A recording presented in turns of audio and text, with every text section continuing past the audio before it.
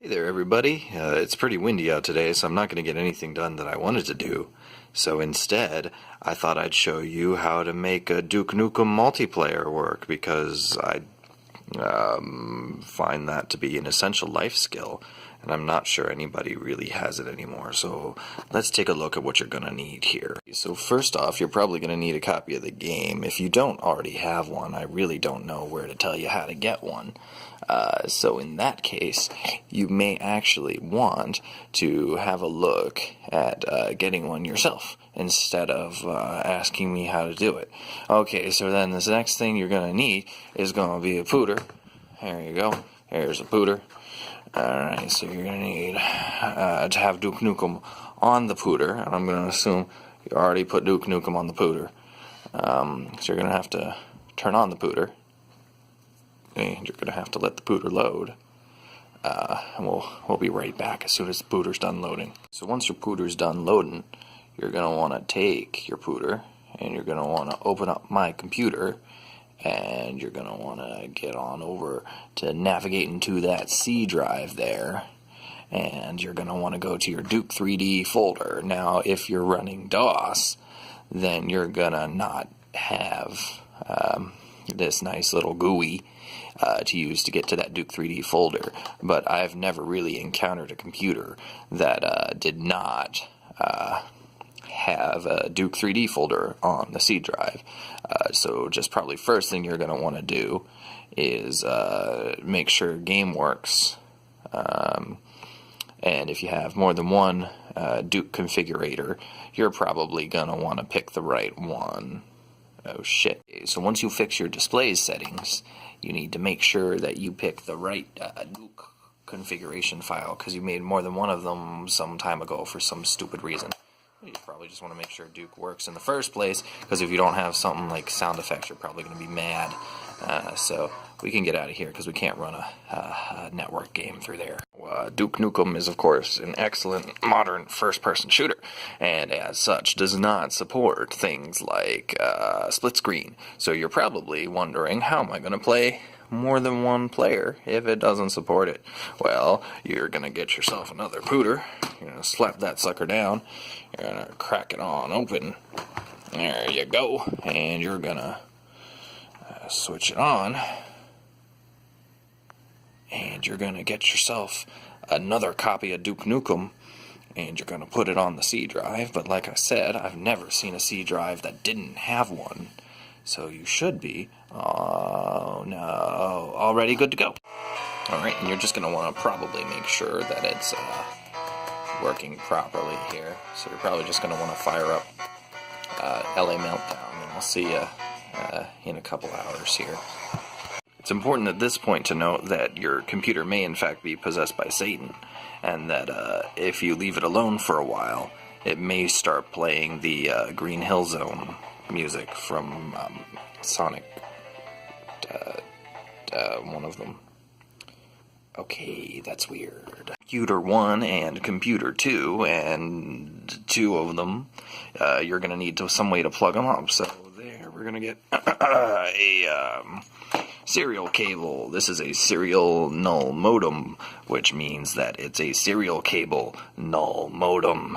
So we're gonna plug that up and get that going there. Okay, once you got your pooters plugged up with the serial null modem, you're gonna have to figure out which COM port it's on and whether you turned them off in BIOS. So do that real quick. You're probably gonna need Device Manager. Yeah, so this is what I'm talking about here. You're gonna need a COM1 or some kind of communications port open here. This one also has the virtual COM port for the infrared and the LPT infrared printing garbage that I should probably turn off because I'm never going to use those because that sucks ass. But this one, you can see that because I'm stupid, I turned it off. So I'm just going to have to pop into the setup program here, and this computer is pretty nice because you can actually go to setup right from Windows and start changing things. So we're actually going to enable the serial port on COM1, and I don't want the parallel port. anymore. So then we are going to exit, and we're going to save. Now we're going to have to reboot the pooter here, just because a reboot is required to make changes to the COM ports.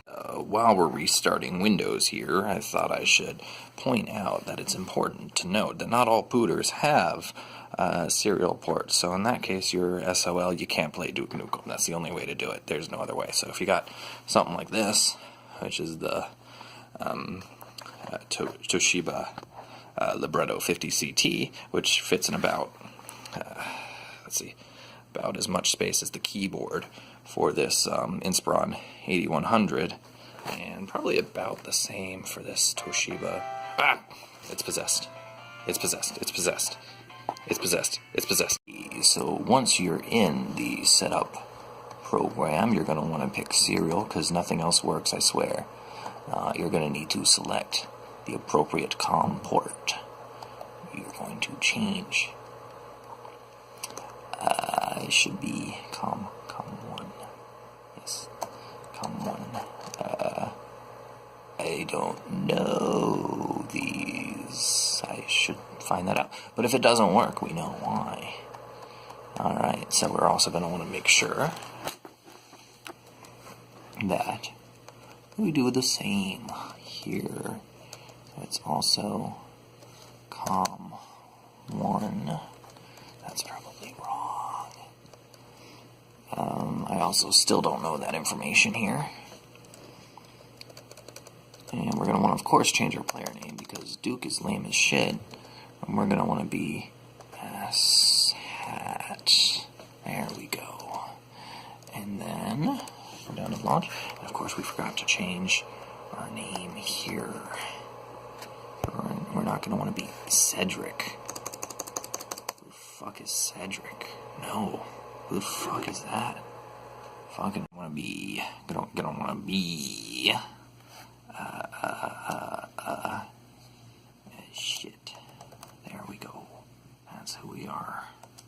There we go. We're gonna want to launch it, and it's gonna look for more serial players. It found us. It found us. We are found.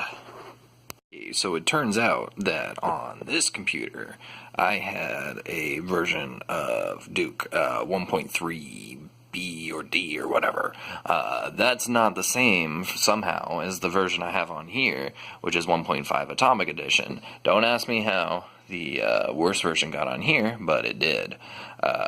So with that in mind, I've actually created a more fun project anyway. We're going to do Duke It Out in DC Multiplayer. So I've made a special patched CD of the Duke It Out in DC, because it doesn't work right if you just run it off the CD. In fact, the Duke It Out in DC CD is practically useless. We're just going to name it here. Duke. Ooh. Duke DC. And pretty much I like it better than the third episode anyway, which is what it replaces. So I think we'll have fun here. So we're just going to pop that sucker in the drive on this one, because the other one's running scan disk, because oh, Hot Wheels crash. Huh, that looks like fun. Alright, so we're just going to pop that in here. These are these super cute little verbatim discs that you probably can't see, but they look like records. Here we go. Okay, now that the new version has all been copied on over, mostly to this computer, because this one had 1.3 for some reason, we now... Ooh, player name, very bad, not Duke.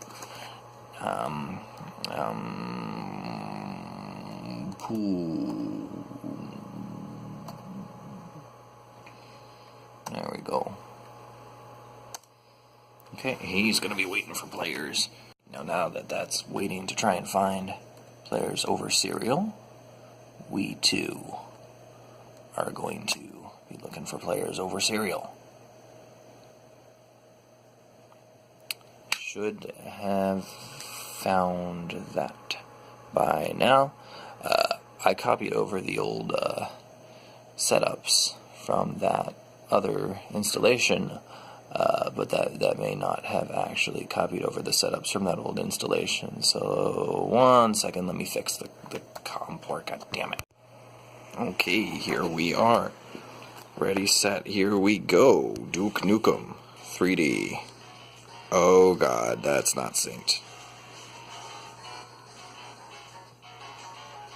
Duke it out in DC, man. Atomic Edition. That is cacophonous, truly. Ooh, that is that is a big difference in sound. No.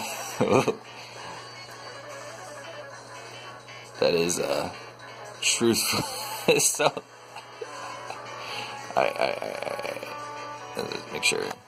Let's start. That is not the map I picked. But that's okay. That's okay. Because now we can play Duke 3D Multiplayer. And it only took about this exact amount of time. Well, thank everybody for watching. And, what the hell was that? What is it making sounds for? It's okay. Thank everybody for watching, and whenever it sounds so bad. What is going on? But I should probably note that this has like a General Mini type card, and then this has a Yamaha OPL3 card in it that kind of doesn't work right for some reason. Just some really janky Yamaha OPL3. On top of that, this also has a track clitoris. So it just is a little janky trying to get this thing to work with like any first-person shooters or really any kind of mouse-oriented tasks at all. On top of that, this has an incredibly low-resolution screen and is a Pentium 2, and it's just not as capable as this high-powered Pentium 3 machine with a 1600 by 1200 display. But you can see everybody. Hello. Yeah. It is pretty real time. So thanks everybody for watching, and have a wonderful, less windy day than this one, so you can get something done. One last thing before I absolutely let you go. I should note that you could either watch this video to learn how to do this, or you could always spend like 30 seconds on Google. It's really not that hard. Thanks, and goodbye.